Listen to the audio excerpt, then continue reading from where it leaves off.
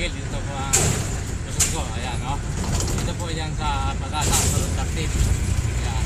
Ito po ipawi na sa aking grahe. Ito na po, dito na tayo.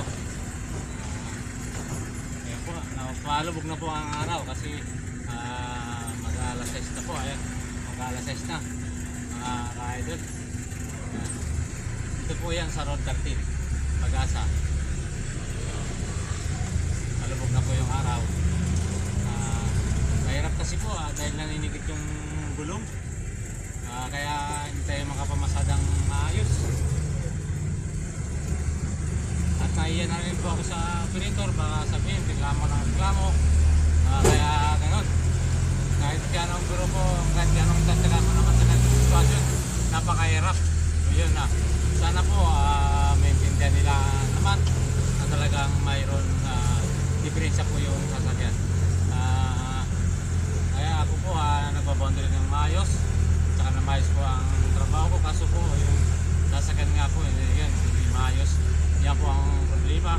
Sana po kung maayos ang sasakyan, kahit paano po maganda. Wala po kung iniisip, wala ka po sa focus at saka hindi ka po na-concentrate sa pamamasada dahil nga po yan ang sira po ang hindi ko po alam bakit nanginigit yung mga gulo. Yan, hindi pa po na nagawa. Kami lang po ang gumagawa. Ako sana po gusto ko bigawasan sa mekanik ko para po malaman talaga kung ano ang sira. Dahil po sa pagmatraffic, inisip ko po baka biglang lumusot o mga bangka ka. Ayaw ko naman pong gano'n yun. Mamagulima pa ang boss ko. Siyempre po, ayaw ko, sinasayos kanila na hindi ko makasalanan talaga yan. Ayaw ko po rin yung makadisgrasya, ayaw ko rin po aksidente. Kaya yun. Salamat po sa lahat ng sumusuporta po sa akin ng YouTube at sa lahat po mga followers ko po. Salamat din po sa inyo at marami pong salamat sa pagsuporta ninyo sa akin. Kahit hindi po gano'ng kaganda ng aking mga video, sana po panoorin ninyo mga kami. Kaya po, dito tayo po sa Road 1 taas, yung sabi nila Road 1. Kasi po yung drive ko Road 1 Pag-asa sa baba. Ito po taas pababa, nakuha ko. Kaya matraffic. Pero kaya nga po, ayan,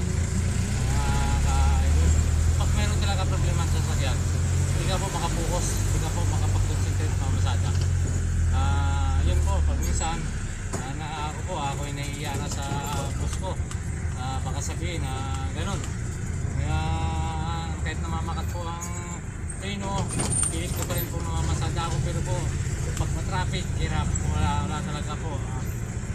Oras po nasasayang mga kamigel. Kaya kung sana maintindihan naman po ng boss ko na ipagawa yan po ang treno.